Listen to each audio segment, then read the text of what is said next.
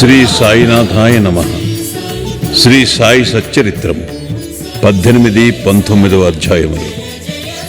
హేమట్ పంతును బాబా ఎట్లు ఆమోదించి ఆశీర్వదించెను.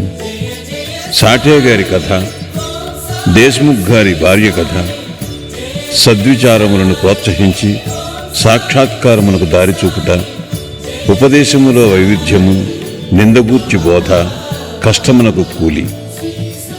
గత 2 అధ్యాయములలో బ్రహ్మజ్ఞానమును అభిలషించి ఒక ధనికుని బాబా ఎట్లు ఆదరించెనో హేమట్ పంతు వర్ణించెను. రాబో 2 అధ్యాయములలో హేమట్ పంతును బాబా ఎట్లు ఆమోదించి ఆశీర్వదించెనో, బాబా ఎట్లు తమ భక్తులలో మంచి ఆలోచనలు ప్రేరేపించి మోక్షమునకు మార్గము చూపుచుండెనో, ఆత్మోన్నతి గూర్చి, పరనిందా వాక్యములు గూర్చి, ఇతరుల కష్టములకు ఇవ్వవలసిన ప్రతిఫలమును గూర్చి బాబా వారి ప్రబోధములెట్టివో వర్ణింతుము. ప్రస్తావన: సద్గురువు మొట్టమొదట తన శిష్యుల యోగ్యతను కనిపెట్టి వారి మనస్సు కలత చెందకుండా తగిన బోధ చేసి తుదకు వారి లక్ష్యమైన ఆత్మసాక్షాత్కారమునకు దారి చూపునన్న విషయము అందరికీ తెలిసినదే. ఈ విషయములో సద్గురువు బోధించిన దానిని ఇతరులకు వెల్లడి చేయరాదని కొందరనిదరు. అట్లు గురువు బోధించిన దానిని వెల్లడి చేసినచో ఆ బోధలు నిష్ప్రయోజనములగునని వారి ఆలోచన. ఇది సరి అయినది కాదు. సద్గురువు వర్షాకాలపు మేఘము వంటివారు. వారు తమ అమృతతుల్యములైన బోధనలను పుష్కలముగా విశాల ప్రదేశములందు కురిపించెదరు. వానిని మనం అనుభవించి హృదయమునకు తృప్తికరముగా జీర్ణించుకుని పిమ్మట నిస్సంకోచముగా ఇతరుల మేలు కొరకు వెల్లడి చేయవలెను. ఇది వారు మన జాగ్రత్తావస్థలోనే కాక స్వప్నావస్థలో కూడా తెలియజేయ విషయములకు వర్తించును. తన స్వప్నమందుగరిన రామరక్షా స్తోత్రమును బుధ కౌశిక ఋషి ప్రచురించిన ఉదాహరణము నిచ్చట స్మరించవలను. ప్రేమగల తల్లి గుణమిచ్చు చేదైన ఔషధములను బిడ్డ మేలు కొరకే బలవంతముగా గొంతులోనికి త్రోయినట్లు ఆధ్యాత్మిక విషయములను బాబా తన భక్తులకు బోధించువారు. వారి మార్గము రహస్యమైనది కాదు, అది బహిరంగమైనది. వారి బోధలను అనుసరించిన భక్తుల ధ్యేయము నెరవేరడిది. సాయిబాబా వంటి సద్గురువులు మన జ్ఞాననేత్రములను తెరిపించి ఆత్మ యొక్క దైవీ సౌందర్యములను చూపి మన కోరికలను నెరవేర్చెదరు. ఇది జరిగిన పిమ్మట మన ఇంద్రియ విషయవాంఛలు నిష్క్రమించి వివేక వైరాగ్యములను జంట ఫలములు చేతికి వచ్చును. నిద్రలో కూడా ఆత్మజ్ఞానము మొలకెత్తును. సద్గురువుల సహవాసము చేసి వారిని సేవించి వారి ప్రేమను పొందినచో నిదంతయు మనకు లభించును.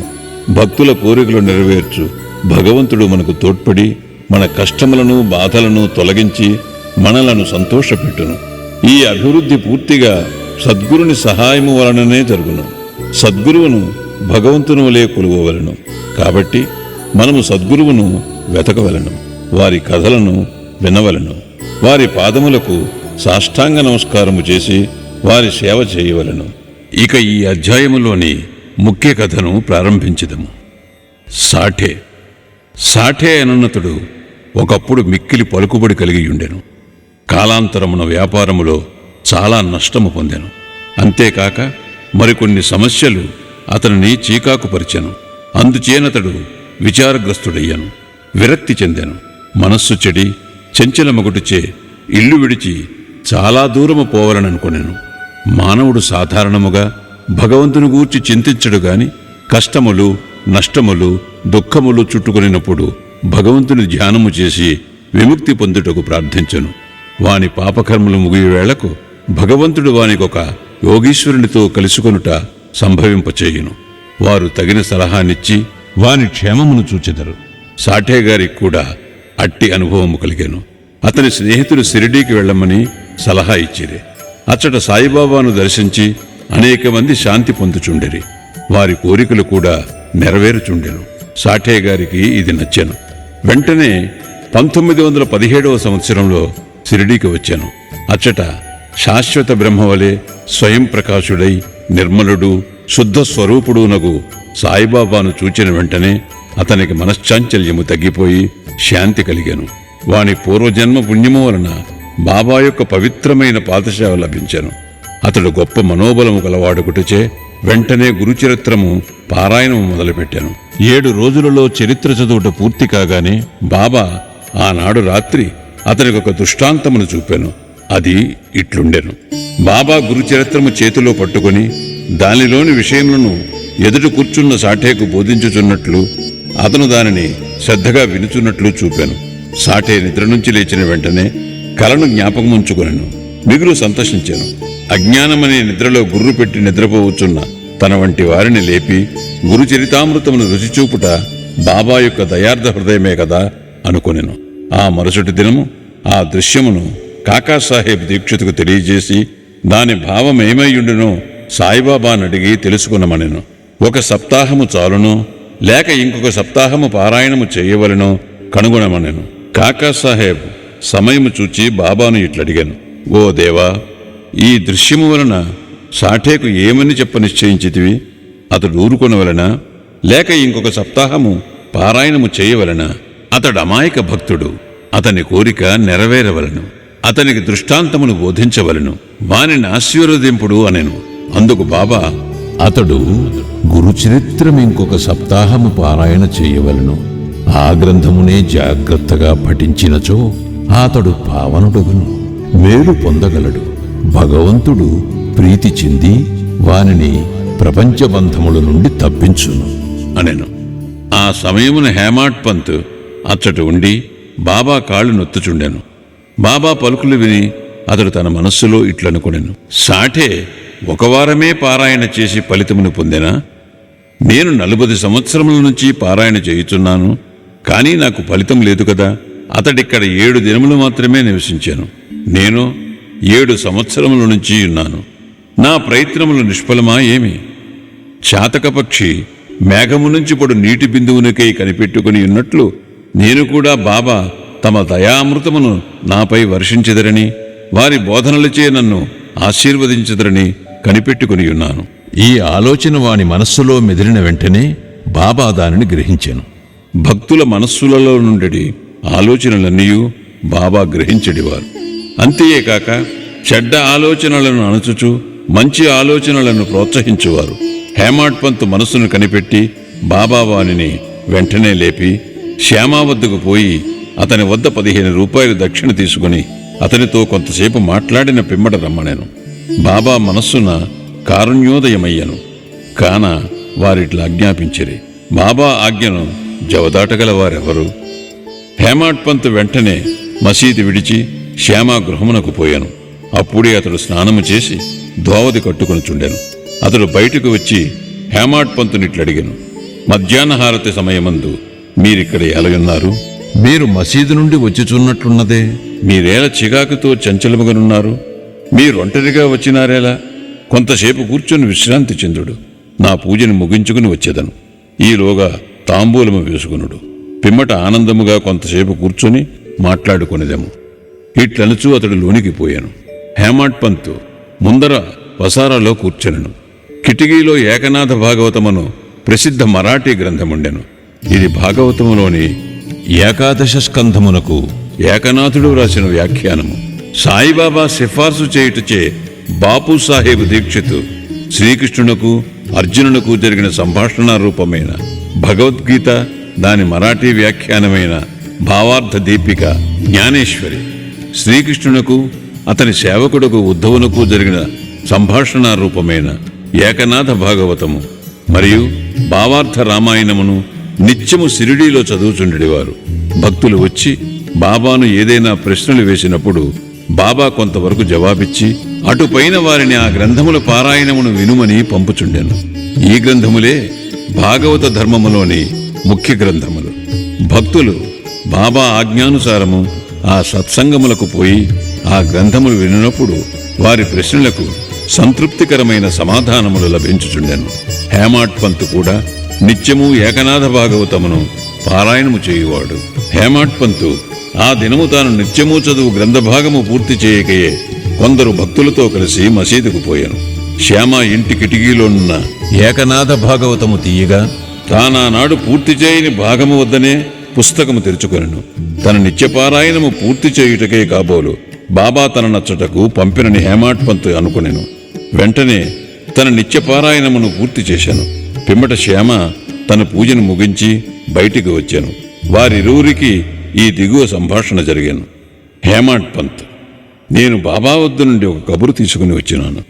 బాబా నీ వద్ద నుండి 15 రూపాయలు దక్షిణ తీసుకుని రమ్మని నన్ను ఆజ్ఞాపించి ఉన్నారు.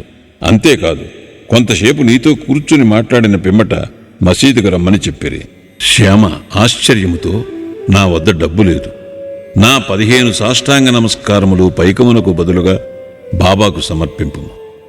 హేమాడ్ పంత్, సరే, నీ నమస్కారములు ఆమోదించబడెను. మనము కూర్చుని కొంతసేపు మాట్లాడుకునేదేమో. మన పాపములను నశింపచేయనట్టి బాబా లీలలను కథలను చెప్పము. శ్యామ, అయితే కొంతసేపు కూర్చునము. ఈ బాబా లీలలు మిక్కిలి ఆశ్చర్యకరమైనవని నీకిదివరకే తెలియను. నేను పల్లెటూరివాడను, నీవా చదువుకున్న పట్టణవాసివి. నీవిక్కడికి వచ్చిన తరువాత కొన్ని లీలలను చూచియే ఎందువు. వానిని నీ ముందు నేనెట్లు వర్ణించగలను?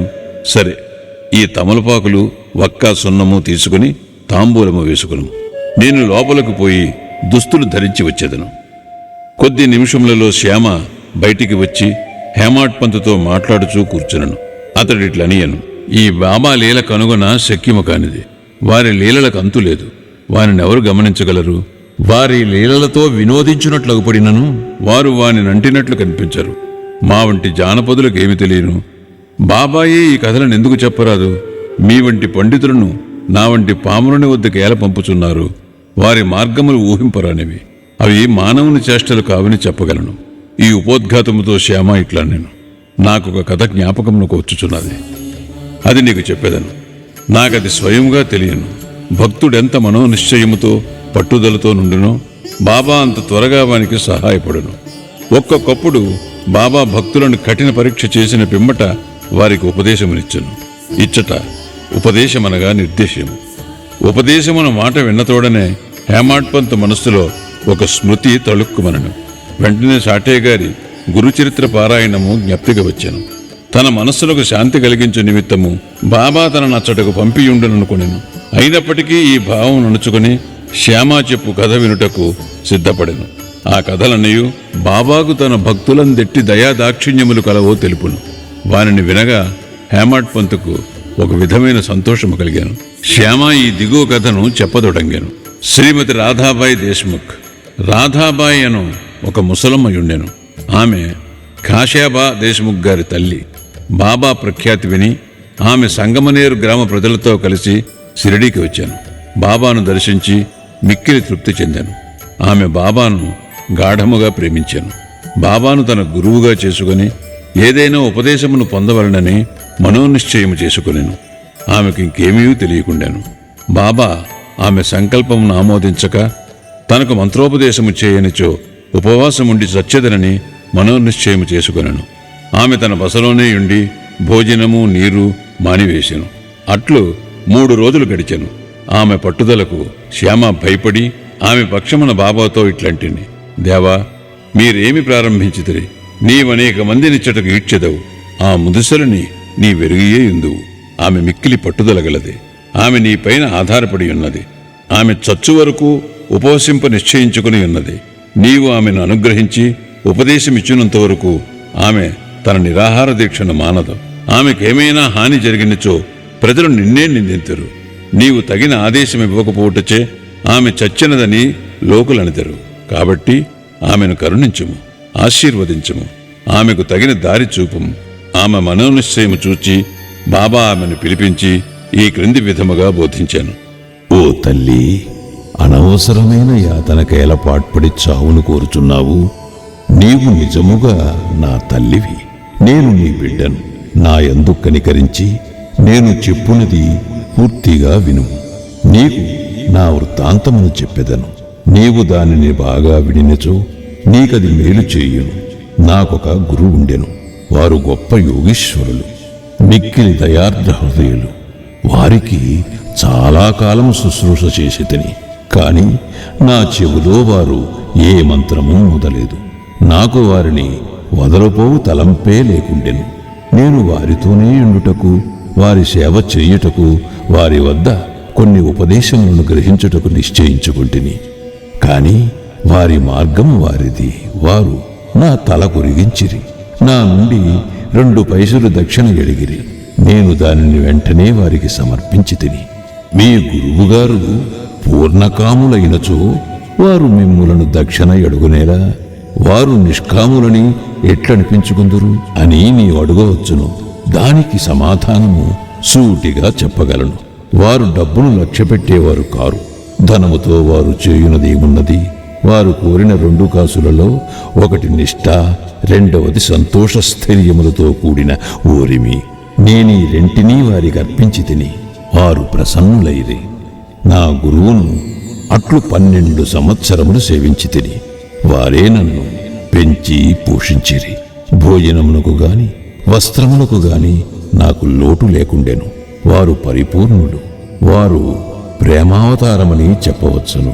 ఆ ప్రేమను నేనెట్లు వర్ణించగలను? వారు నన్ను మిక్కిలి ప్రేమించెడివారు. ఆ విధమైన గురువే ఉండరు. నిరంతర ధ్యానములో ఉన్న వారిని తదేకముగా చూచుచుండెడివాడను. మేమిద్దరము ఆనందములో మునిగెడివారము. రాత్రింబవళ్ళు నిద్రాహారములు లేక నేను వారి వైపు దృష్టిని నిగడ్చి తిని వారిని చూడనిచో నాకు శాంతి లేకుండెను. వారి ధ్యానము, వారి సేవ తప్ప నాకింకొకటి లేకుండెను. వారే నా ఆశ్రయము. నా మనస్సు ఎల్లప్పుడూ వారి ఎందే నాటుకుని ఉండేది. ఇదియే వారడిగిన దక్షిణలో 1 పైసా. సబూరి అనున్నది 2వ పైసా. నేను మిక్కిలి సంతోషముతో చాలా కాలము కనిపెట్టుకుని వారి సేవ చేసి తిని ఈ ప్రపంచమనే సాగరమును సబూరి అను ఓడ నిన్ను సురక్షితముగా దాటించును. సబూరి అనున్నది అత్యంత ఉత్తమ లక్షణము. అది పాపములన్నిటినీ తొలగించును, కష్టములను పారద్రోలును, అనేక విధముల అవాంతరములను తొలగించి భయమును పారద్రోలును, తుదకు జయమును కలుగుజేయును. సబూరి అనున్నది సుగుణములకు గని, మంచి ఆలోచనకు తోడు వంటిది. నిష్ఠ, సబూరి అనునవి అన్యోన్యమైన అక్కచెల్లెండ్ర వంటివి. నా గురువు నా నుండి ఇతరమేమీ ఆశించి ఉండలేదు. వారు నన్ను ఉపేక్షింపక సర్వకాల సర్వావస్థలయందు కాపాడుచుండెడివారు. నేను వారితో కలిసి ఉండెడివాడను. ఒక్కొక్కప్పుడు వారిని విడిచి ఉండినను వారి ప్రేమకు ఎన్నడూనూ లోటు కలుగలేదు. వారు తమ దృష్టి చేతనే నన్ను కాపాడుచుండెడివారు. తాబేలు తన పిల్లలను కేవలము తన దృష్టితో పెంచునట్లు నన్ను కూడా మా గురువు తమ దృష్టితో పోషించుచుండెడివారు. తల్లి తాబేలు 1 ఒడ్డున ఉండును, బిడ్డ తాబేలు 2వ ఒడ్డున ఉండును. తల్లి తాబేలు పిల్ల తాబేలుకు ఆహారము పెట్టుట గాని పాలిచ్చుట కాని చెయ్యదు. తల్లి తన పిల్లలపై తన దృష్టిని పోనిచ్చును. పిల్లలెదిగి పెద్దవి అగును. అటులనే మా గురువు కూడా తమ దృష్టిని నా యందు నిలిపి నన్ను ప్రేమతో కాపాడిరి. ఓ తల్లి, నా గురువు నాకు మంత్రమేమీ ఉపదేశించలేదు. అటువంటప్పుడు నేను నీ చెవిలో మంత్రమెట్లు ఊదగలను? గురువు యొక్క ప్రేమమయమైన తావేలు చూపే మనకు సంతోషమునిచ్చునని జ్ఞాపకముంచుకునుము. మంత్రము గాని ఉపదేశము గాని ఎవరి వద్ద నుండి గాని పొందుటకు యత్నించకము. నీ ఆలోచనలు, నీవు చేయు పనులు నా కొరకే వినియోగించము. నీవు తప్పక పరమార్థమును పొందెదవు. నా వైపు సంపూర్ణ హృదయముతో చూడుము. నేను నీ వైపు అట్లనే చూచెదను. ఈ మసీదులో కూర్చుని నేను నిజమునే చెప్పెదను. నిజము తప్ప మరేమియూ మాట్లాడను. ఏ సాధనలు గాని 6 శాస్త్రములలో ప్రావీణ్యము గాని అవసరము లేదు. నీ గురువునందు ప్రేమ విశ్వాసములు నుంచుము. గురువే సర్వమును చేయువాడనియు కర్తయనియు పూర్తిగా నమ్ముము. ఎవరైతే గురువు యొక్క మహిమను గొప్పతనమును గ్రహించెదరో, ఎవరైతే గురుని బ్రహ్మ విష్ణు మహేశ్వర స్వరూపుడని ఎంచెదరో వారే ధన్యులు. ఈ ప్రకారముగా ఉపదేశించి బాబా ఆ ముసలమ్మను ఒప్పించాను. ఆమె బాబాకు నమస్కరించి ఉపవాసమును వదులుకొనెను. ఈ కథను జాగ్రత్తగాను శ్రద్ధగాను విని దాని ప్రాముఖ్యమును సందర్భమును గుర్తించి హేమాడ్ పంతు మిక్కిలి ఆశ్చర్యపడెను. ఈ ఆశ్చర్యకరమైన బాబా లీలను చూచి అతను ఆపాదమస్తకము పులకరించాను. సంతోషముతో నుప్పొంగాను. గొంతుగా ఆరిపోయాను. ఒక్క మాటైనా మాట్లాడుటకు చేత కాకుండెను. శ్యామ అతనిని ఈ స్థితిలో చూచి, ఏమి జరిగినది? ఎలా ఊరుకున్నావు? అట్టి బాబా లీలలు నీకెన్ని వర్ణింపవలను అని అడిగాను. అదే సమయమందు మసీదులో గంట మ్రోగాను. మధ్యాహ్న హారతి పూజ ప్రారంభమయ్యరని గ్రహించిరి. కనుక శ్యామ, హేమంత్ పంతులిద్దరూ మసీదుకు త్వరగా పోయిరి. బాపూసాహెబ్ జోగు అప్పుడే హారతి ప్రారంభించాను. స్త్రీలు మసీదు నిండిరి. దిగువ ఖాళీ జాగాలో పురుషులు నిండిరి. అందరూ బాజా భజంత్రీలతో ఒకే వరుసతో హారతి పాడుచుండిరి. బాబాకు కుడివైపు శ్యామ, ముందర హేమంత్ పంతు కూర్చున్నది. వారిని చూచి బాబా హేమంత్ పంతును శ్యామ ఇచ్చిన దక్షిణ ఇమ్మనెను. శ్యామ రూపాయలకు బదులు నమస్కారములు ఇచ్చిననియు, శ్యామ ప్రత్యక్షముగా గలడు గనుక అడగవచ్చుననెను. బాబా ఇట్లనెను, సరే, మీరిద్దరూ కొంతసేపు మాట్లాడుకుంటిరా? అట్లయినచో మీరేమి మాట్లాడుకున్నారో చెప్పుము. గంటల చప్పుడును, మధ్యల శబ్దమును, పాటల ధ్వనిని లెక్కింపక హేమంత్ పంతు బాబాకు జరిగినదంతయు చెప్పుటకు ఆతురతపడెను. తాము ముచ్చటించినదంతయు తనకు చాలా ఆనందము కలుగుజేసినదనియు, ముఖ్యముగా ముసలమ్మ కథ మిక్కిలి ఆశ్చర్యము కలుగుజేసినదనియు, దానిని విని బాబా లీలలు అగోచరములని తెలుసుకుంటుననియు, ఆ కథ రూపముతో తన్ను బాబా ఆశీర్వదించరని హేమంత్ పంతు చెప్పాను. అప్పుడు బాబా, కథ చాలా అద్భుతమైనది. నీవిటిలో ఆనందించితివి? నాకా విషయమై వివరములన్నీ చెప్పుము. అప్పుడు హేమంత్ పంత్ తానింతకు ముందు విన్న కథను పూర్తిగా బాబాకు వినిపించి, అది తన మనమునందు శాశ్వత ప్రభావమును కలిగించినదని చెప్పాను. ఇది విని బాబా మిగుల సంతసించెను. ఆ కథ నీకు నచ్చినదా? దాని ప్రాముఖ్యమును నీవు గుర్తించితివా అని బాబా హేమంత్ పంతును అడిగాను. అవును బాబా, నా మనశ్చాంచల్యము నిష్క్రమించినది. నాకు నిజమైన శాంతి, విశ్రాంతి కలిగినది. సత్యమార్గమును కనుగొనగలిగితిని అని హేమంత్ పంతు బదులిచ్చాను. బాబా ఇట్లు చెప్పాను, నా పద్ధతి మిక్కిలి విశిష్టమైనది. ఈ ఒక్క కథను జ్ఞప్తి ఎందుంచుకును. అది మిక్కిలి ఉపయోగించును. ఆత్మ సాక్షాత్కారమునకు ధ్యానము అవసరం. దానిని అలవరచుకున్నచో వృత్తులన్నీ శాంతించును. కోరికలన్నీ విడిచి నిష్కామివై నీవు సమస్త జీవరాశియందు గల భగవంతుని ధ్యానింపుము. మనస్సు ఏకాగ్రమైనచో లక్ష్యము నెరవేరును. సదా నా నిరాకార స్వభావము ధ్యానింపుము. అదియే జ్ఞానస్వరూపము, చైతన్యము, ఆనందము. మీరిది చేయలేనిచో రాత్రింబగళ్ళు మీరు చూచుచున్న నా ఈ ఆకారమును ధ్యానింపుడు. అట్లు కొన్నాళ్లు చేయగా మీ వృత్తులు కేంద్రీకృతమగును. ధ్యాత, ధ్యానము, ధ్యేయము అను మూడింటికి గల భేదము పోయి ధ్యానించువాడు చైతన్యముతో ఐక్యమై బ్రహ్మముతో అభిన్నమగును. తల్లి తాబేలు నదికి ఒక ఒడ్డున ఉండును, దాని పిల్లలు ఇంకొక ఒడ్డున ఉండును. తల్లివానికి పాలిచ్చుట కాని పొదుగుకొనుట కాని చెయ్యదు. దాని చూపు మాత్రమే వానికి జీవశక్తినిచ్చుచున్నది. చిన్న తాబేళ్లు ఏమీ చెయ్యక తల్లిని జ్ఞాపకముంచుకును. తల్లి తాబేలు చూపు చిన్నవానికి అమృతధార వలె పనిచేయును. అదియే వాని బ్రతుకునకు, సంతోషమునకు ఆధారము. గురువుకు శిష్యునకు గల సంబంధము కూడా ఇట్టిదే. బాబా ఈ మాటలు పూర్తి చేసేసరికి హారతి పూర్తయ్యాను. అందరూ శ్రీ సచ్చిదానంద సద్గురు సాయినాథ్ మహారాజ్ కి జై అని జై జయధ్వానములు చేసేది. ఓ ప్రియ పాఠకులారా, ఈ సమయమందు మనము కూడా మసీదులోని జనసమూహముతో కలిసి ఉన్నట్లు భావించి మనము కూడా ఆ జై జయధ్వనులలో పాల్గొందాము. హారతి పూర్తిగానే ప్రసాదము పంచిపెట్టిరి. బాబాకు నమస్కరించి బాపూసాహెబ్ జోగ్ బాబా చేతిలో కలకండ ముక్కను పెట్టాను.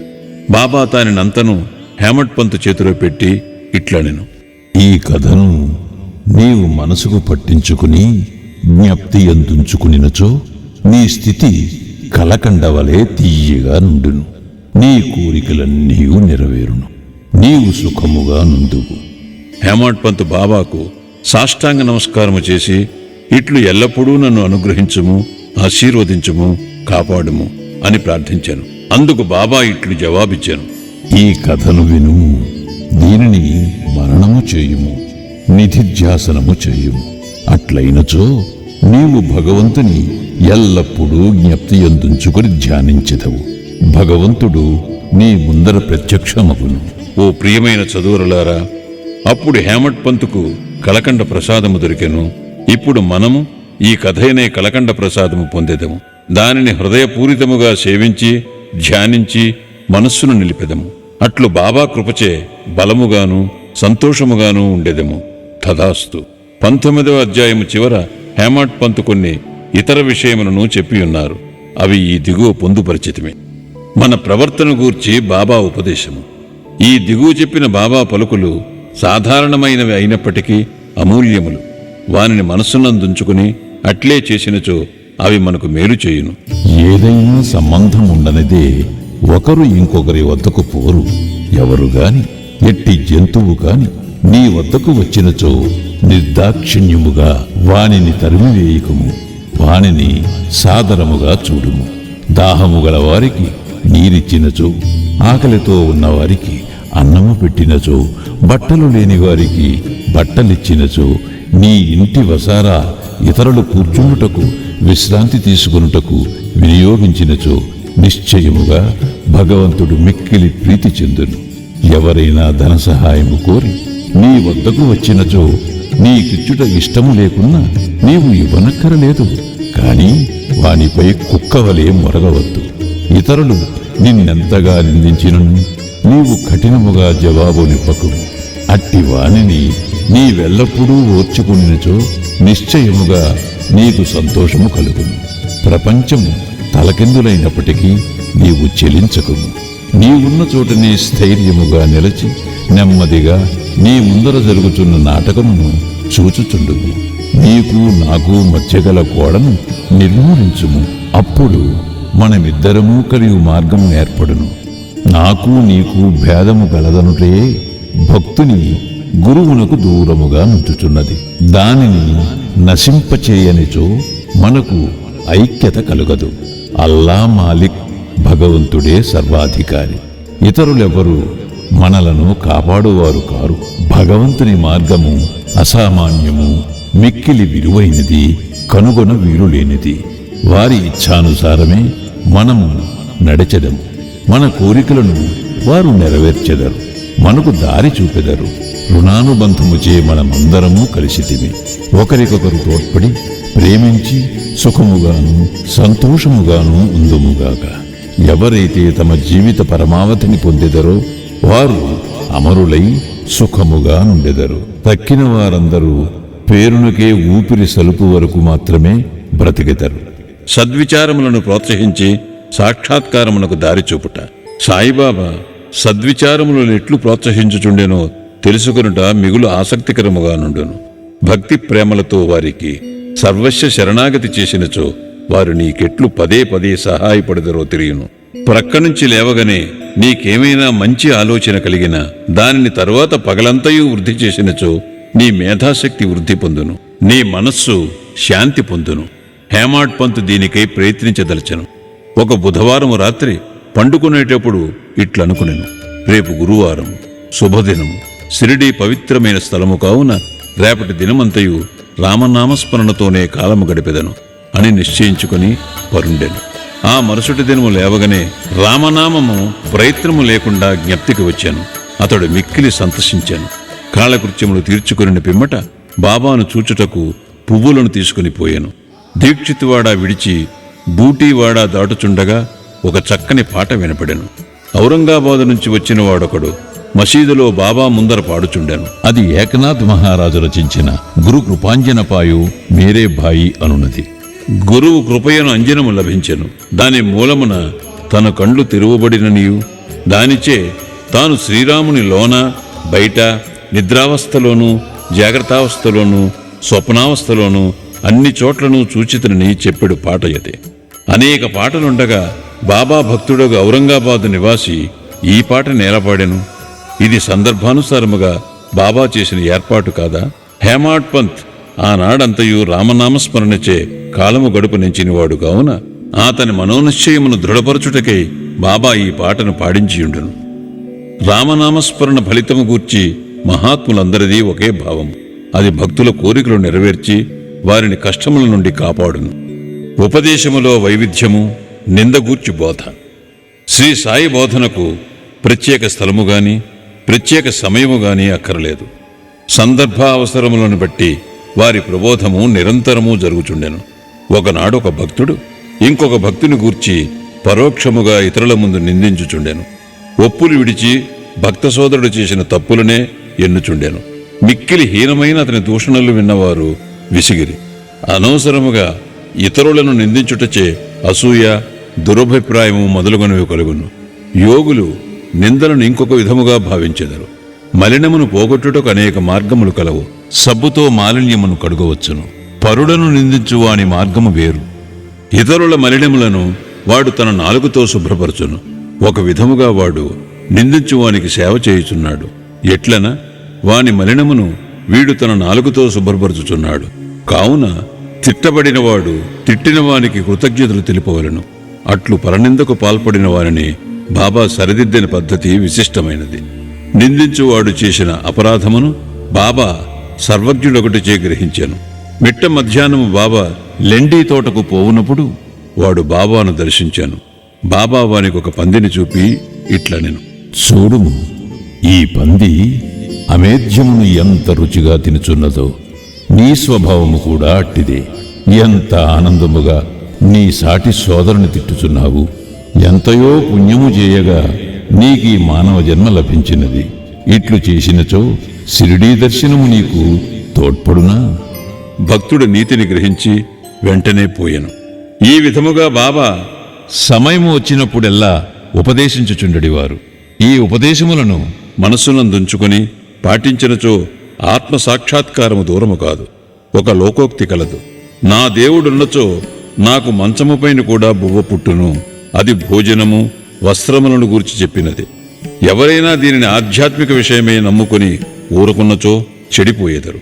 ఆత్మ సాక్షాత్కారమునకై సాధ్యమైనంత పాటుపడవలను. ఎంత కృషి చేసినా అంత మేలు. బాబా తాను సర్వాంతర్యామినని చెప్పిడేవారు.